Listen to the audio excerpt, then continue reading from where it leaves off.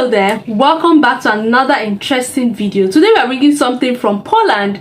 It's coming from Countries Explained. It's titled Poland Explained. Now we're going to be going into the history, everything we need to know about Poland. I'm super excited to be jumping into this. My name is Ogechi. If you're stopping by for the first time, hello, hi. Do well to click on the red subscribe button, like this video, drop your comment on what you think about Poland, especially if you're from Poland, ever visited Poland, anything you know about Poland. Kindly drop in the comment section. Let's learn as well. Let's jump straight into the video. Recently, it feels like everyone is talking about Poland. Poland was Poland. It's safe to say that Poland is making some serious moves in the world. Yeah. With a stable, diverse economy, a new interesting aim and technology, and a serious investment in military power. Poland has gone from being a grey and poor place, filled with war and invasion, and being pretty much erased from maps, to a nation that not only survived, but thrived into a country others now look at with envy. But how did this happen? And most importantly, what do you even know about Poland? The time has come to explore the ins and outs of this nation. So this is Poland Explained. Poland is located in the heart of Europe, neighboring 7 countries. Going clockwise from the northeast, there's the Russian exclave of Kaliningrad, then Lithuania, Belarus, Ukraine, Slovakia, Czech Republic, and Germany. With these countries, they share a total land border of 2,865 kilometers, the longest of which is with Czechia at 699 kilometers. Poland covers a total area of roughly 312 square kilometers, where about 8,000 of those are water areas with a total coastline of 440 kilometers. This put the country in the 71st spot in the world when looking at the country area. And to put that size in perspective, it's about twice the size of the US state of Georgia and slightly smaller than New Mexico. The terrain is mostly flat, with some mountains along the southern border against Slovakia. And this is also where we find the highest point of the nation, Ruzy, which stands at 2,499 meters. The lowest point is on the complete opposite side, near Razgi El Blaski, and is actually at a -2 meters. The largest lake is Lake Snidarvi, while the largest body of water, when looking at the full size, is the lagoon that is shared with Germany. On the Polish side, it's called Zalew Szewiecki, while it's called Stettiner Haff on the German side. The longest river is Wisla, with 1,213 kilometers, and is shared with both Belarus and Ukraine.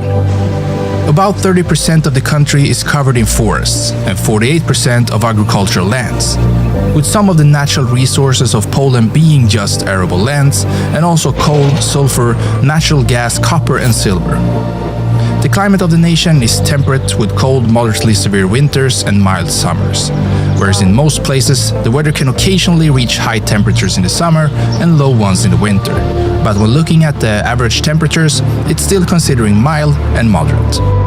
The population is roughly 38 million people, which puts them at the 39th spot in the world, just below Canada. And most of these people live in either the northern coastal area in the city of Gdansk, the southern part and the city of Krakow, or in the cities in the central area such as Lodz and Warsaw. The last mentioned city is also the capital of the country and holds about 1.8 million people of the total population.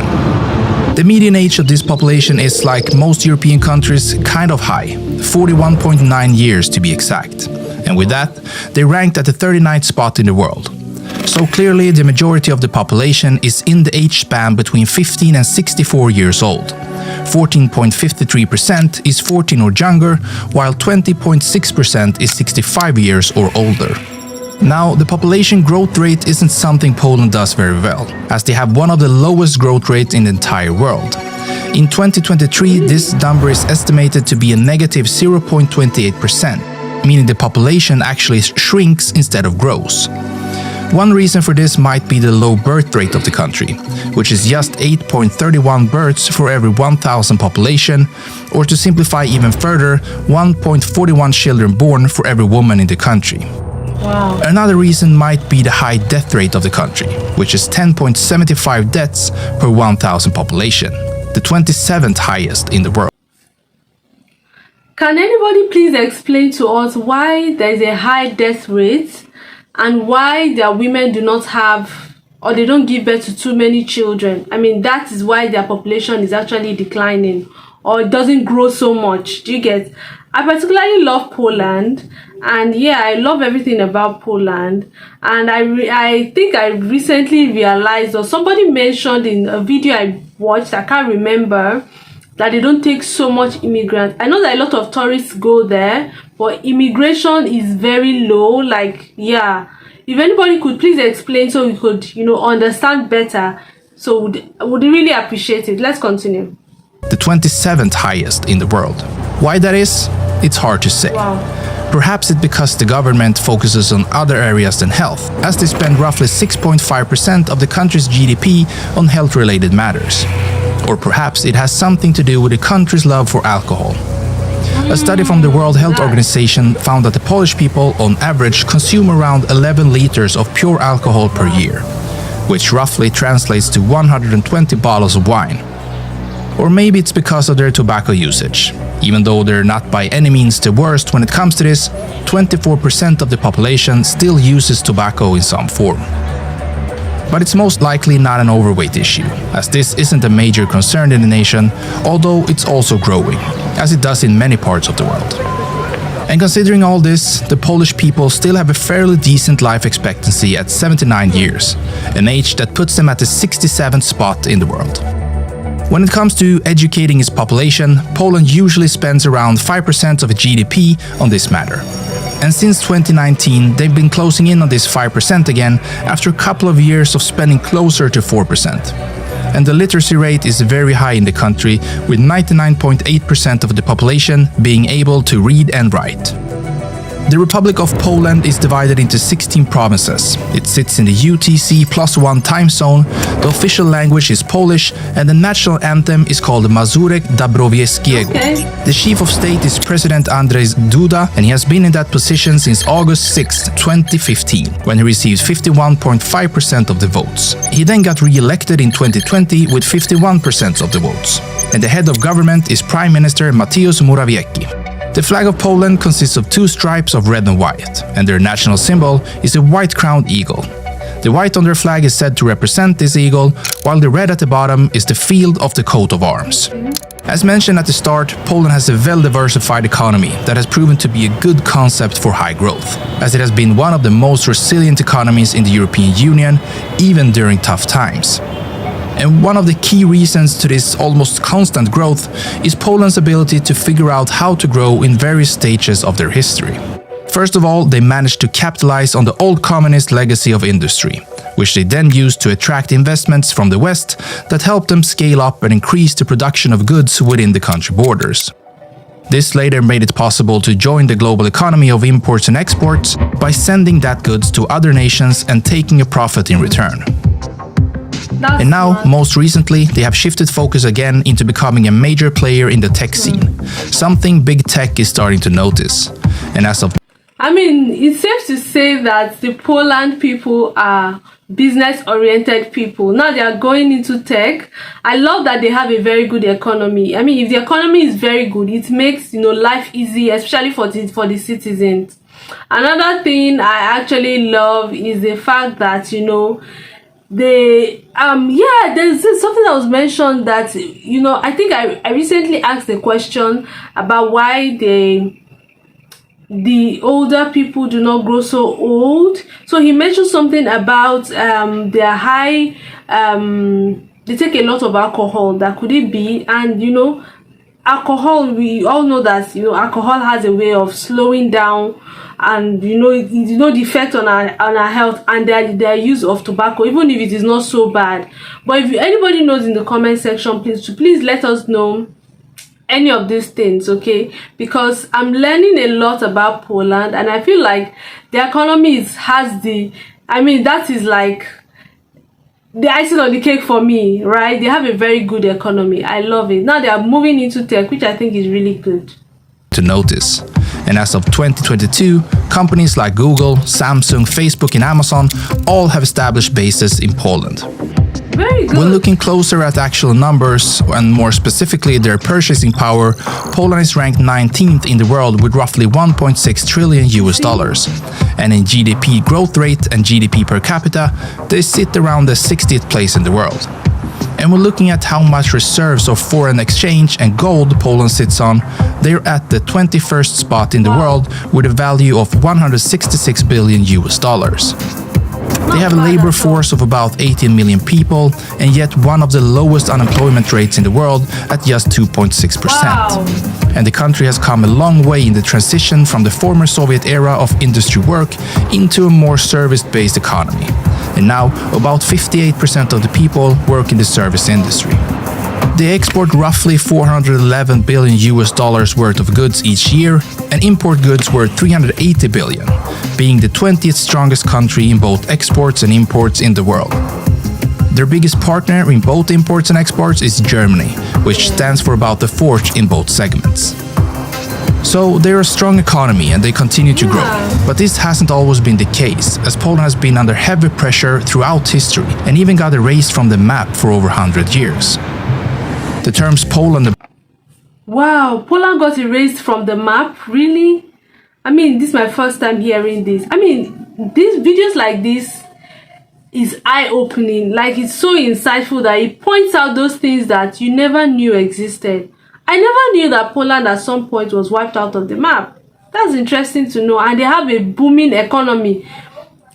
I mean, Poland is one country that they've survived a lot of things, to be honest. And I love that they're able to always build from the scratch.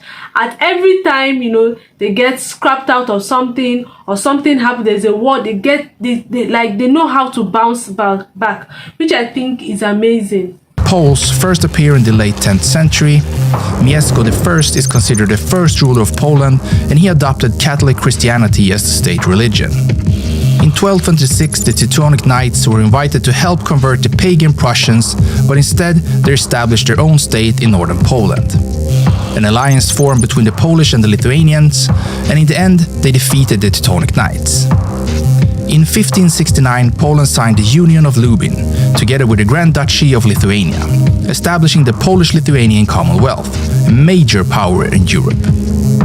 The Commonwealth had some internal problems, something that bordering countries took advantage of. And in 1772, the first of 3 partitions happened to the Commonwealth. The second happened in 1793 and the final in 1795. The lands and people that were once part of the Commonwealth were now ruled by Prussia, Russia and Austria. And Poland as a country disappeared completely from the map and didn't come back until after the First World War. In 1918, November 11th, after more than a century of foreign rule, an independent Polish state was finally restored, and Józef Pilsudski is named the chief of state. In 1939, World War II began with Germany's invasion of Poland on September 1st, and the entire world knows what horrible things happened here. In 1945, the Second World War ended, and after being betrayed by their allies in the Jalta Conference, where the US and UK decided to split up Europe and leave Poland on the wrong side, Poland's borders shifted westwards and the country became a communist state under Soviet influence. In 1980, Gdansk shipyard strikes led to the formation of the Solidarity Labor Movement. In 1989, the signing of the Round Table Agreement resulted in the first free election in Poland since 1928, and communism began to collapse in Poland. In 1999, Poland joined NATO, and in 2004, Poland joined the European Union. Now, Poland is an important member of both these organizations, much thanks to their geographic location on the edge of NATO's eastern flank.